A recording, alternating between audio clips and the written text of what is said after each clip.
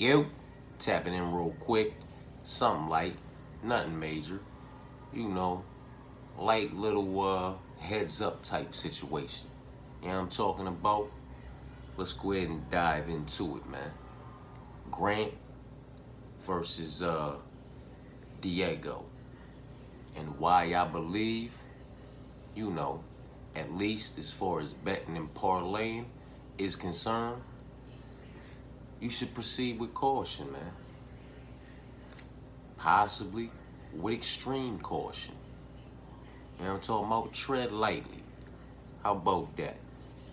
Let's talk about a few reasons why.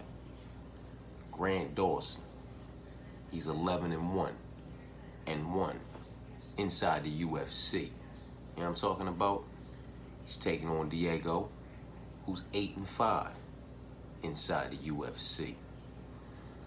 But let's talk about Grant's 11-1 and 1 run in the UFC. Let's talk about his wins.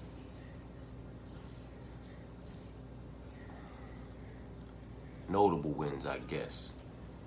You know, there really are none with the exception of Julian Erosa and Jared Gordon.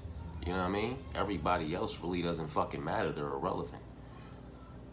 With all due respect to the Joe Seleckis and them of the world, they just don't mean anything as far as levels of opposition are concerned when we're trying to have this conversation.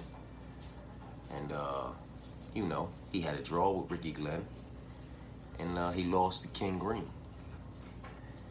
That's his 11-1 and 1 run in the UFC. His most notable wins, Jared Gordon, Julian Erosa, took a draw with Ricky Glenn, lost to King Green. Diego, 8-5. His notable wins, Anthony Showtime Pettis and Michael Johnson. And the timeline is important of when he fought those individuals. Prime time. His losses, Beneil Dariush 2 times, Dustin Poirier, Mateusz Gamrot, and we could do without the Gregor Gillespie.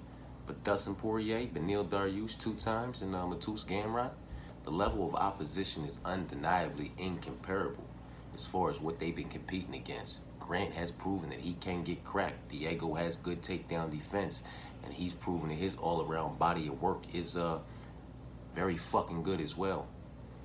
Tread lightly, man. I might find myself on the wrong side of this pick as I originally picked Grant, but I'm properly preparing for being on the wrong side of that on parlays.